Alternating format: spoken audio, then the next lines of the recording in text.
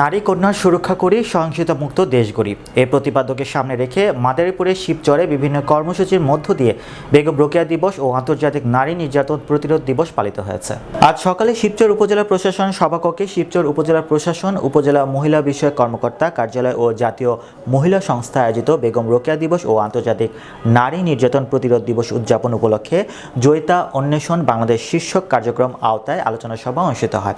পরে 5 জন নির্বাচিত জয়িতা নারীদেরকে সংবর্ধনা দেওয়া হয়। এ সময় উপজেলা কৃষি কর্মকর্তা রফিকুল ইসলাম, মহিলা বিষয়ক কর্মকর্তা পূর্ণিমা কবিরাজ, জাতীয় মহিলা সংস্থা কর্মকর্তা আতিকুর রহমান, উপজেলা প্রশাসনিক কর্মকর্তা রফিকুল ইসলাম, উপজেলা প্রকৌশলী কর্মকর্তা শামিমা নাসরিন, তথ্য আপা প্রকল্পের কর্মকর্তা শারমিন আক্তার সহ অনেকেই উপস্থিত ছিলেন। পরে অনুষ্ঠিত হয় আনন্দ শোভাযাত্রা। আনন্দ শোভাযাত্রাটি শহরের প্রধান প্রধান সড়ক প্রদক্ষিণ করে উপজেলা চত্বরে এসে শেষ হয়। তুলে ধরছিলেন এবং জীবন থেকে শিক্ষা নিয়ে আমরা প্রত্যেকে, বিশেষ করে মহিলা যারা ধান মারাই সারাই সংরক্ষণ, বীজ সংরক্ষণ, প্রায় অর্ধেক কাজই কিন্তু আমার মা বোনেরা তারা করে থাকে। মাঠের কাজটা হয়তো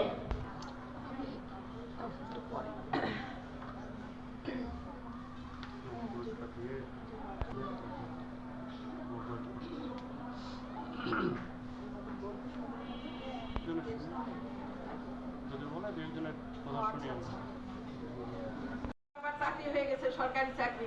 তো এখন আর চাকরি প্লাস সন্তান প্লাস লেখাপড়া। জাগরণের অগ্রদূত হিসেবে জানি।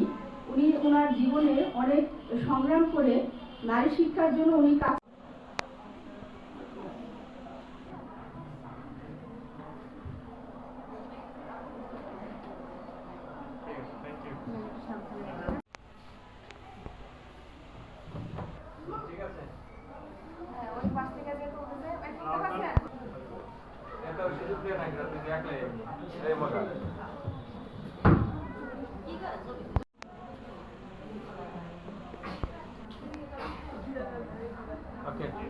আমার আসলে for lovely